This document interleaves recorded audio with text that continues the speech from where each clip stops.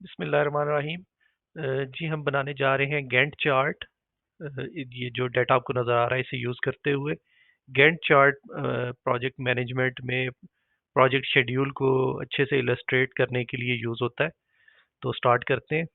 ये टास्क और start date के डाटा को सिलेक्ट कर लें। इंसर्ट पे जाएं, बार चार्ट में से 2D स्टेक बार ये टाइप सेलेक्ट कर लें। ये चार्ट ऐड हो गया।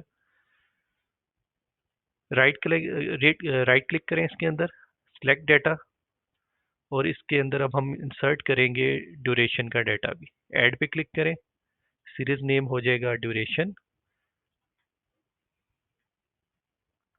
ड्यूरेशन का डाटा हमने सेलेक्ट कर लिया, ओके प्रेस किया, ये आ गया।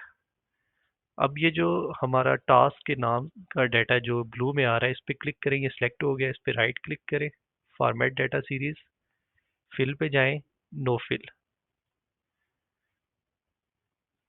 अब हमें ये जो हमारी टास्क हैं इनके हम देख सकते हैं कि ये रिवर्स ऑर्डर में आ रही हैं। हमें जो ब्रेनस्टॉर्मिंग है वो हमारी सबसे पहली टास्क है, उसे टॉप पे आना चाहिए। तो इस डाटा को सिलेक्ट करेंगे, राइट क्लिक करें, फॉर्मेट एक्सेस, और कैटेगरीज इन रिवर्स ऑर्डर पे क्लिक करें। ये ऑर्डर हमारा ठीक हो गया। अब हम जो हमारी डेट्स आ रही हैं उनका हमने थोड़ी सी फॉर्मेटिंग करनी है। जो इस हमारे जो स्केड्यूल में सबसे छोटी डेट है वो हम टाइप कर लेंगे यहाँ पे,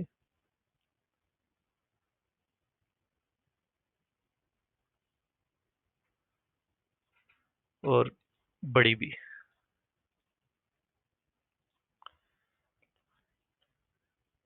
इनकी डेटा टाइप चेंज कर देंगे डेट से जनरल।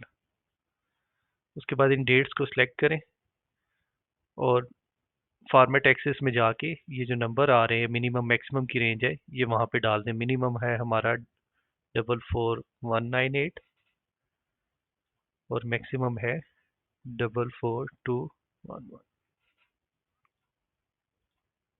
ये देख सकते हैं, ये गैंट चार्ट हमारा रेडी हो गया बहुत ही कम टाइम में। अगर कोई क्वेश्चन हो तो आप कमेंट में पूछ सकते हैं। Thank you.